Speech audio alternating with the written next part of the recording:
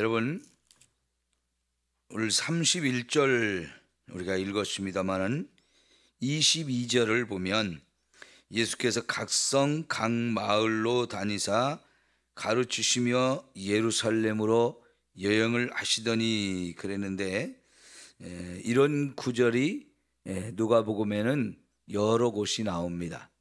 다시 말하면 예수님이 갈릴리 가장 북쪽인 가이사랴 빌립보라고 하는 곳에서 제자들에게 너희는 나를 누구라고 하느냐 하면서 주는 그리스도시요 살아계신 하나님의 아들이십니다 하는 베드로의 신앙 고백을 확인을 하신 다음에 바로 이어서 예수님이 예루살렘에 올라가서 예수님이 죽임을 당하시고 다시 살아날 것을 이렇게 미리 말씀해 주신 적이 있죠. 그리고서 이제 예수님께서 거기를 떠나서 이제 예루살렘까지 가는 전도 여정을 시작을 하십니다. 그래서 제일 이스라엘 북쪽인데 거기서부터 남쪽 지역에 있는 예루살렘까지 이제 가면서 계속해서 모든 각 성, 각 마을에 다니면서 이렇게 복음을 전하시면서 예루살렘으로 가고 있는 길이거든요. 그래서 이제 지금 22절에도 그 이야기를 지금 다시 한번 말씀해 주고 있는데, 31절에 보니까 어떤 바리새인들이 예수님께 정보를 하나 줍니다. 무슨 정보입니까?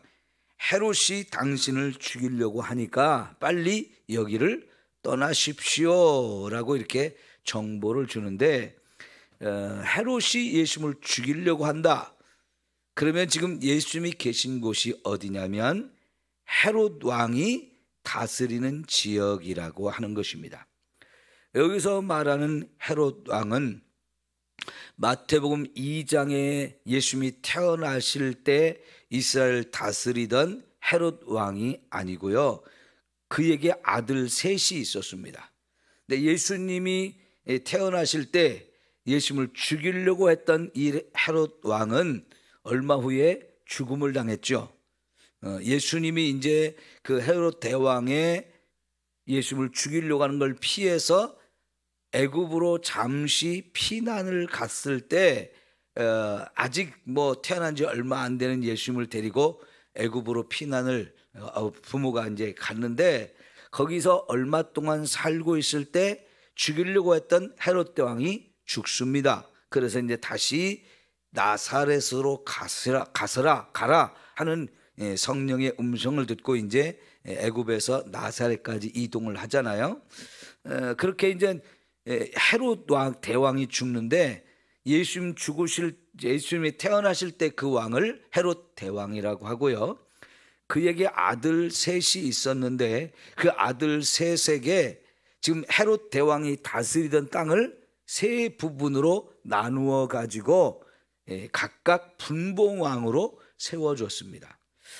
남쪽 예루살렘이 있는 지역은 헤롯의 아켈라오라고 하는 아들이 다스렸고요, 갈릴리 지역하고 요단강 동쪽에 여러분이 지도를 보게 되면 요단강으로 흘러 들어가는 또 다른 강이 하나 있는데 그게 유명한 야복강이에요. 야곱이 밧단 아람으로 갔다가 거기서 다시 돌아올 때 하나님하고 씨름을 하던 그런 장소가 이제 야복강이잖아요. 그 야복강이 요단강으로 흘러 들어오는 색강 지류인데, 그래도 꽤 이 강이 크더라고요. 그 강을 중심으로 해서 요단강 동편을 남북으로 나누었어요. 남북으로 나누었을 때 그 남쪽 지역, 사해바다에 있는 지역까지 다 합한 지역을 베레아라고 하는데, 그 베레아 지역하고 갈릴리를 또 다른 아들에게, 둘째 아들에게 맡겨주고, 갈릴리 북쪽에서 이렇게 오른쪽으로 떨어져 있는 지역을 또 이제 지금의 시리아 지역이거든요. 그쪽은 셋째 아들 빌립에게 이렇게 맡겼어요. 그러니까 그쪽을 다스리던 이 빌립이 가이사랴 빌립보라고 하는 도시를 세웠던 거거든요. 아까 처음에 제가 가이사랴 빌립보는 갈릴리의 가장 북쪽이라고 그랬죠. 그 저쪽에 헬몬산이라고 하는 아주 높은 산 밑에 옛날에 단 지파가 옮겨가서 살던 곳, 그 바로 옆에 그 요단강이 땅속에서 막 물이 솟아나오는 지역이 세 곳이 있는데, 그 중에 물이 가장 많이 나오는 곳 중에 하나가 요 가이사랴 빌립보라고 하는 지역이에요.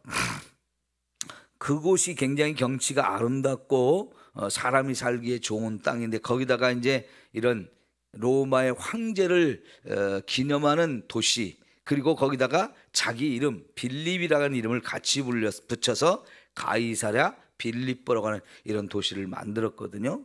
그러니까 유대 땅을 세 부분으로 나누어서 헤롯 대왕이 자기 아들 세 명에게 이렇게 나누어서 주었는데,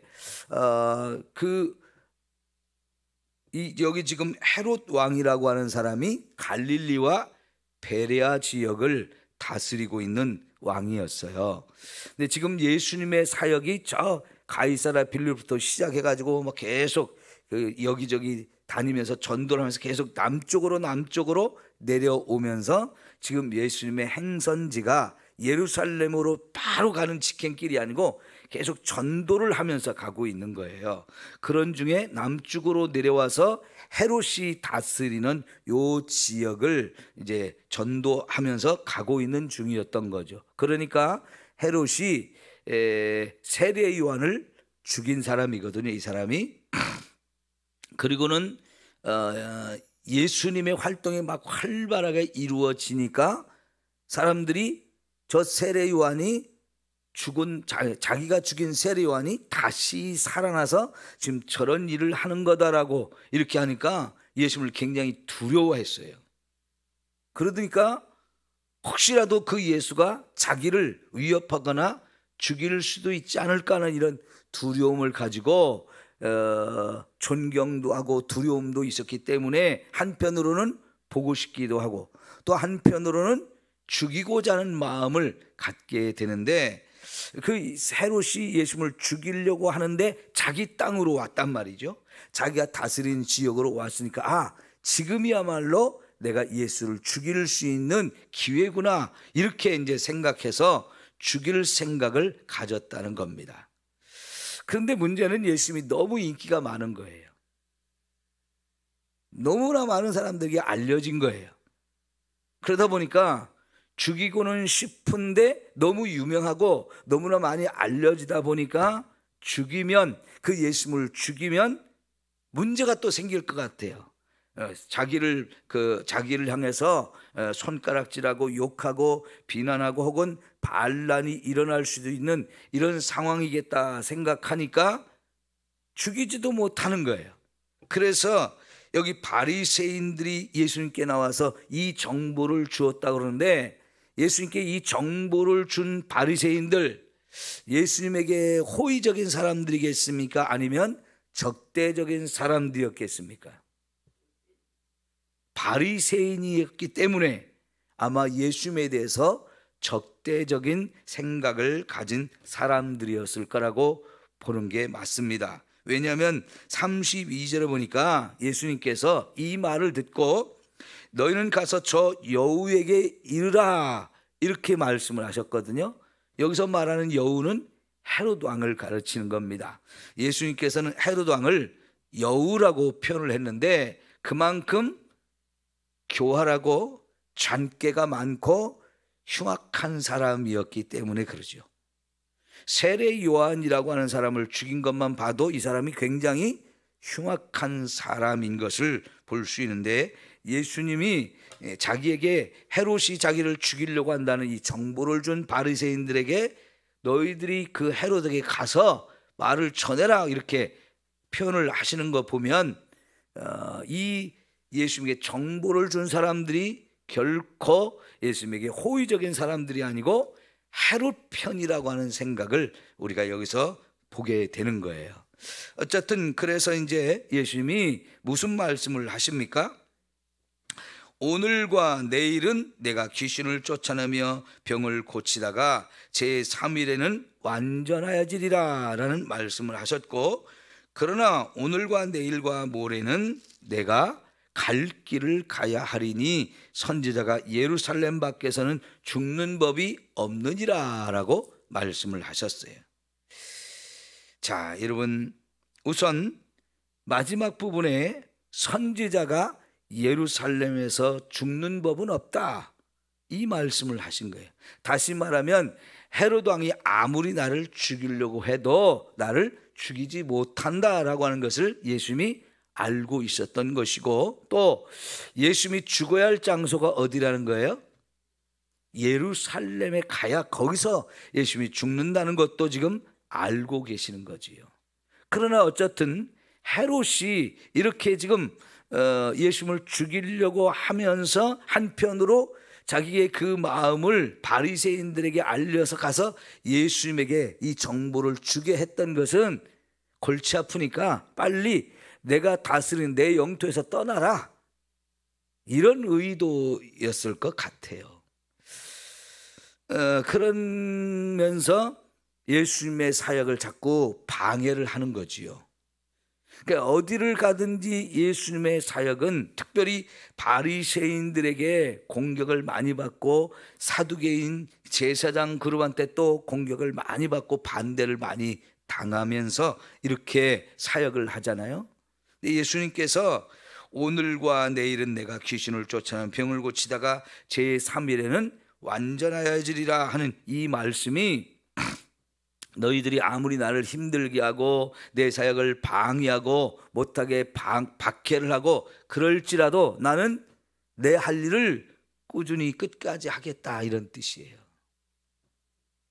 여러분, 예수님의 이런 변치 않는 마음, 아무리 방해가 많고 힘들고 어려워도 그걸 포기하지 않고 끝까지 이 사명을 감당하려고 하는 예수님의 굳은 의지와 그 충성스러운 마음이 결국은 저와 여러분을 구원해 내신 것을 우리는 볼 수 있습니다. 만약 예수님께서 이런 여러 가지 환경과 상황의 어려움들에게 지쳐가지고 나 이제 못해 먹겠다 그러면 우리 구원하는 일은 절대로 일어나지 않았을 거예요. 여러분, 우리가 바로 예수님의 이런 모습도 본받아야 합니다. 오늘 우리가 신앙생활하는 거 결코 쉽지 않죠. 물론 예전에 비하면 지금은 너무 쉬워요. 우리가 지금 신앙생활하는데 어려움이 별로 없거든요. 근데 어려움이 없다 보니까 사실은 신앙이 약해졌어요. 이런 환난이나 어려움이나 핍박 이런 것들을 겪어야 사실은 더 단단한 믿음이 되고 더 큰 믿음이 되고 더 힘 있는 믿음이 되어지는데, 너무 고난이 없다 보니까 온실에서 큰 화초처럼 비리비리합니다. 사실은 그게 더 문제지요. 고난이 와도 견디지를 못하는 그런 나약하고 힘없는 이런 신앙생활을 오히려 우리가 하고 있는 것이 더 불안하고 더 염려가 되기도 합니다. 성도 여러분,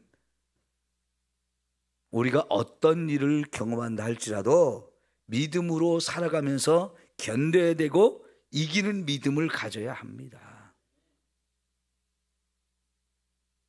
제가 전에 있던 교회에서 성도는 100명도 안 되는데 빚이 12억이 넘어 있어요. 아무리 계산을 한다 할지라도 그 인원 가지고 12억의 빚을 갚는다는 게 계산이 안 나오는 일입니다. 하나님께서 저를 그곳으로 보내주셨는데, 전에도 말씀드렸지만 사실은 제가 무슨 어디 가서 돈을 벌어오고 빌려오고 돈을 이렇게 잘 움직이고 이런 쪽에는 전혀 재주가 없는 사람이에요. 근데 저 같은 사람을 하나님이 그곳에 보내실 때 왜 보내셨는지 저는 잘 몰라요. 그런데 12년을 있다 보니까 그 빚이 다 갚아졌어요. 제가 무슨 목회를 잘해서 빚을 갚은 것도 아니고요. 성도들을 잘 이렇게 설득해가지고 빚을 갚은 것도 아니고요. 그런 재주가 없어요. 어떻게 해서 그 빚이 갚아졌을까? 지금 가만히 생각해 보면 한 가지밖에 없는 것 같아요. 흔들리지 않고 그 자리를 지켰다는 거.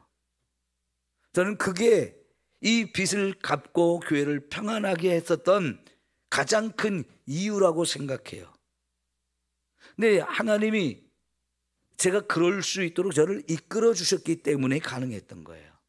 그 상황, 그 환경이 저를 힘들게 하고 어렵게 하는데 그것 때문에 제가 못해 먹겠다 그러면서 아유 나 다른 데 갈 거야 이랬으면 아무것도 안 되지만 그런 것에 별로 흔들리지를 않도록 하나님이 제 마음의 중심을 지켜주셔서 염려하지 않고 걱정하지 않고 두려워하지 않고 불안하지 않고 근심하지 않고 그냥 버티게 해주셨어요. 목회에 집중하게 하셨어요. 그러니까 시간이 지나면서 자연스럽게 하나님이 그걸 다 갚게 해준 거지 제가 무슨 특별한 능력 있고 뭐 잘나고 똑똑하고 그래서 한 것은 전혀 아니더라는 거예요. 여러분 이렇게 환경이나 상황이나 여건에 따라서 막 흔들리고 넘어지고 뒤집어지고 자빠지고 이러면 아무것도 할 수가 없어요.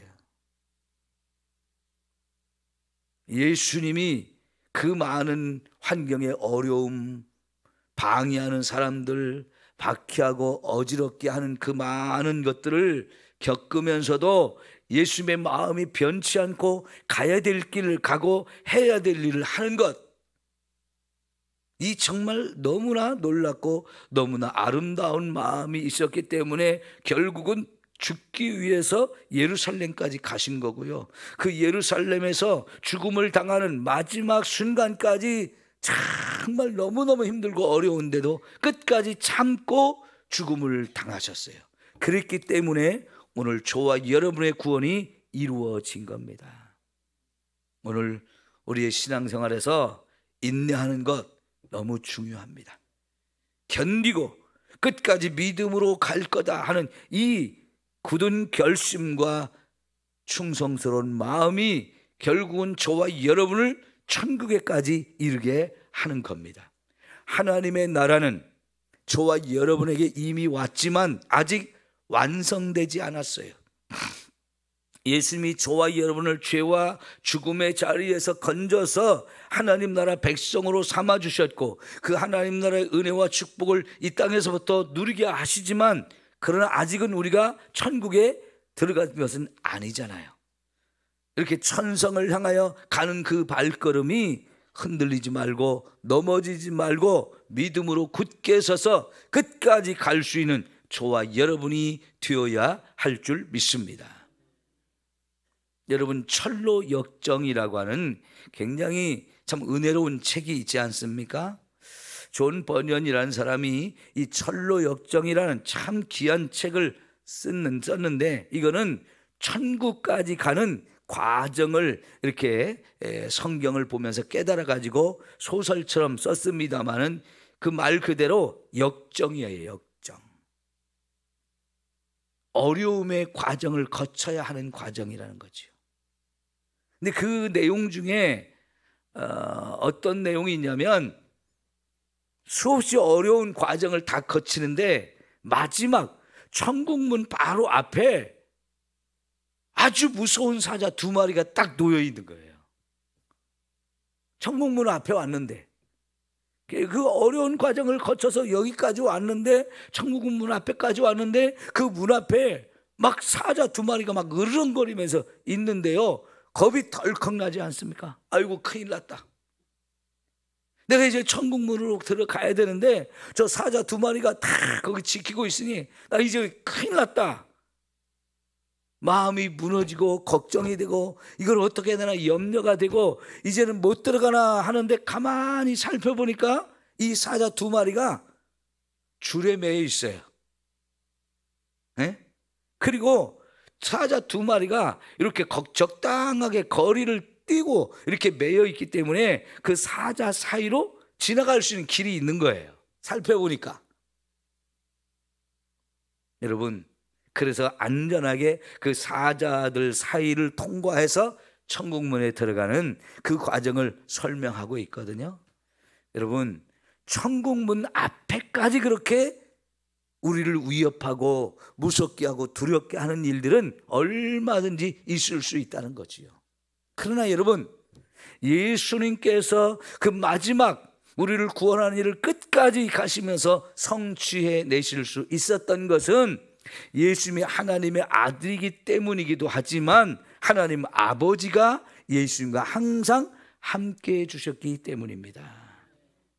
오늘 우리가 신앙생활하는 이 과정, 힘들고 어렵지만 나 혼자 가는 길이 아니에요. 이런 모든 어려움의 과정을 다 거치면서 모든 걸 끝까지 이루셔서 내가 다 이루었다 하시면서 저와 여러분의 구원을 이루신 예수님이 우리가 지금 신앙생활하면서 무슨 어려움, 무슨 고난을 겪고 있는지 다 아시는 분이에요. 그리고 그 속에서 우리가 얼마나 힘들고 얼마나 슬프고 또 외롭고 답답하고 고통스러운지 이 모든 걸 너무나 잘 아시는 분이에요. 그분이 내가 너희와 항상 함께 있으리라 라고 약속해 주셨잖아요. 우리가 가는 이 길, 나 혼자 가는 길이 아니고 주님이 함께 가주시는 길이고 주님이 붙들어 주시고 일으켜 주시고 넘어지지 않게 흔들리지 않게 우리 마음을 잡아주시면서 위로하시고 소망이 흔들리지 않게 계속 우리를 함께 동행해 주시는 분이란 말이죠. 그러니까 여러분, 우리가 신앙생활을 끝까지 잘하는 방법은 늘 주님과 동행하는 거예요. 나의 갈 길 다 가도록 예수 인도하시니, 이 믿음으로 우리 신앙생활을 잘 해야 합니다. 네? 여러분 보십시오. 아까 어제 그저께 우리가 본 말씀에 하나님 나라에 대한 비유를 설명하면서 겨자씨 얘기를 하셨잖아요. 여러분 겨자씨 밖에서 다 보셨어요? 네, 이제 치워도 되겠죠? 네, 오늘 저녁까지만 새벽에 못 오시는 분들 저녁에 좀 보시도록 저녁까지만 두고 치울 건데 여러분 그 작은 겨자씨를 심었지만 거기서 싹이 나가지고 크는 이 겨자풀 혹은 겨자나무라고 하는 이것은 굉장히 한 2, 3m 혹은 클 때는 4, 5m까지 큰다고 그래요. 그래가지고 마치 나무처럼 이렇게 되어져서 수많은 새들이 와서 깃들인다고 하는데 이것은 시작은 아주 미약했지만 결국은 창대해지는 이런 모습을 보여주는데요. 여러분 그 작은 겨자씨 하나 심어가지고 거기서 싹이 터가지고 이렇게 자라기까지 걔네도 사는 게 쉽지는 않아요. 사는 게 결코 만만치 않죠. 많은 풍상을 겪으면서 그러면서 그렇게 커가지고 꽃도 피고 열매도 맺고 씨도 맺고 그러면서 새들이 와서 거기 깃들여서 씨앗을 따먹으면서 살 수 있고 하는 이것 엄청난 모습이잖아요. 이게 하나님의 나라라고 하셨거든요. 예수님께서는 지금 예수님이 하고 있는 일이 이렇게 놀랍게 번성하고 이 복음이 땅끝까지 이르러서 죽어가는 많은 영혼을 살릴 것을 보고 계신 거예요. 그러니까 여러분 아무리 힘들고 어려워도 견디는 거지요. 결코 이 길을 포기할 수가 없는 거지요. 저와 여러분에게도 마찬가지예요. 지금 우리가 이 신앙생활 할 때 아무리 힘들고 어려운 일이 있다 할지라도 그것 때문에 하나님 나라를 포기할 수 있나요? 천국 나 이제 안 가도 좋아 그러면서 포기하겠습니까? 아니요. 수많은 믿음의 선지들도 그렇게 순교를 하면서 억울한 일을 당하면서 엄청난 견디기 어려운 고난을 겪으면서도 끝까지 믿음을 버리지 않았던 것은 천국에 대한 분명한 확신이 있었기 때문에 그래요. 하나님 나라가 반드시 승리한다. 하나님 나라가 반드시 성취되어진다. 이런 비전이 있었기 때문에 그렇게 갈 수 있었던 거지요. 저는 이 겨자씨 비유를 생각할 때 꼭 우리 교회가 60년 역사를 흘러온 것이 그와 같지 않을까 생각했어요. 시작은 너무 미약했잖아요. 지난번 이운홍 장로님 이제 간증을 해 주실 때 우리가 들어봤잖아요. 얼마나 교회 초창기가 참 어린 아이들 중심으로 세워졌기 때문에 힘이 없었는지. 그런데 없어지지 아니하고 60년의 세월을 하나님이 지켜주시고 인도해 주셔서 오늘 이만큼 성장하고 하나님이 기뻐하시는 교회의 모습을 갖춰가고 있거든요.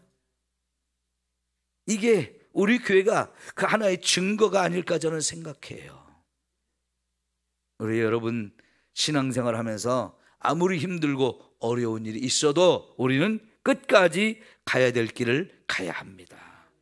때로 넘어질 수 있고 우리도 시험에 들어서 흔들릴 수 있고 약해질 수 있고 잠시 주춤하면서 의심도 하고 두려운 마음도 있겠지만은 여러분 다 견뎌야 돼요. 견딜 수 있습니다. 왜? 주님이 함께 하시니까요. 그래서 저와 여러분이 저 천국에 갔을 때 우리 주님이 우리 눈에서 눈물을 씻겨주시면서 잘했다 착하고 충성된 종아 하시면서 하나님 나라에서 영원히 살 수 있는 이 놀라운 은혜를 주실 것을 바라보면서 포기하면 안 돼요. 결코 포기해서는 안 돼요. 끝까지 이 믿음의 길을 달려가는 저와 여러분 모두가 되어지기를 축원합니다. 기도합시다.